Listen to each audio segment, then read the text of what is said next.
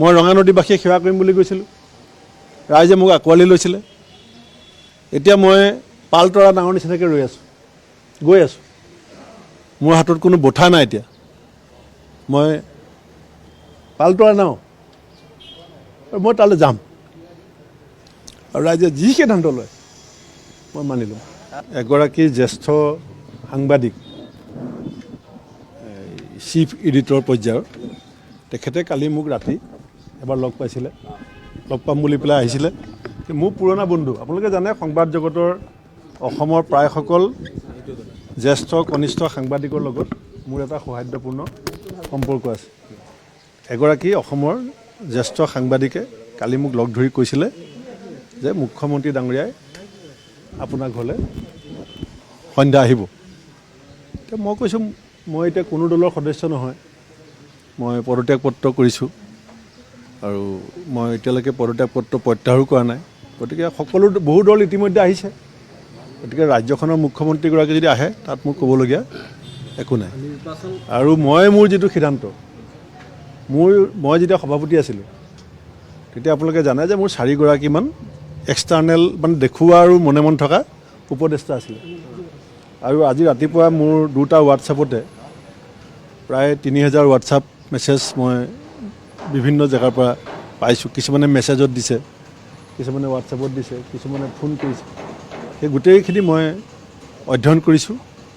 আৰু মোৰ এজন হায়দৰাবাদৰ পৰা আহি আছে মোৰ শুভাকাংক্ষী, এজন দিল্লীৰ পৰা আহি আছে, 2জন দিল্লীৰ পৰা আহি আছে, তেওঁলোকো আহি পাব সন্ধ্যাৰ ভিতৰত। পাই আমি আলোচনা কৰি আপোনালোকক মই ৰাতিলৈকে মই সিদ্ধান্তটো জনাম। এইমাত্ৰ আমাৰ কংগ্ৰেছৰ মোৰ নেতা এজন, ডাঙৰ নেতা, মই ভাল পাওঁ, সন্মান কৰোঁ, তেখেতে মোক এটা মেছেজ দিছিলে এই অলপ দেৰি আগতে। মই মেছেজটো দেখাই দিয়াটো উচিত নহ'ব, কিন্তু মই তেখেতক এটা ৰিপ্লাই দিছোঁ এজন মানুহৰ নাম লিখি পেলাই, যে you can love him, you can hate him, but you can't ignore him. APCC is now APCC R. মই প্ৰদেশ কংগ্ৰেছৰ, আমি যিটো কওঁ যে অসম প্ৰদেশ কংগ্ৰেছ কমিটি, চাইনবোৰ্ডত লিখা আছে যে, তাৰ বেকেটৰ ভিতৰত মই তেখেতলৈ লিখিছোঁ যে এতিয়া এইটো APCC আৰ, যিটো মোৰ কাৰণে অসুবিধা, মই APCCহে কৰিব বিচাৰোঁ। মই তেখেতলৈ লিখিছোঁ, আপোনালোকে এইবিলাক ইমান বিশ্লেষণ কৰিব পৰা দক্ষতা আপোনালোকৰ আছে, যে মানুহজনৰ কথা কৈছে যে আপুনি তেওঁক ভাল পাব পাৰে, বেয়া পাব পাৰে, কিন্তু আপুনি ইগন'ৰ কৰিব নোৱাৰে এতিয়া কংগ্ৰেছত। ইউ কেনট ইগন'ৰ হিম। আৰু সেইকাৰণে APCC is now APCC R. মই APCCত থাকিবলৈ সাজু আছোঁ। APCC আৰত যেনেকৈ আগতে হৈছিলে NCP বা এই কি কয় হয় নহয়, তেনেকৈ আমাৰ এই TMC হৈছে, NCP হৈছে, তেনেকৈ কংগ্ৰেছৰ পৰা বহুত দল হৈছে। এতিয়া আমাৰ অসম প্ৰদেশ কংগ্ৰেছ কমিটি আৰ হৈছে।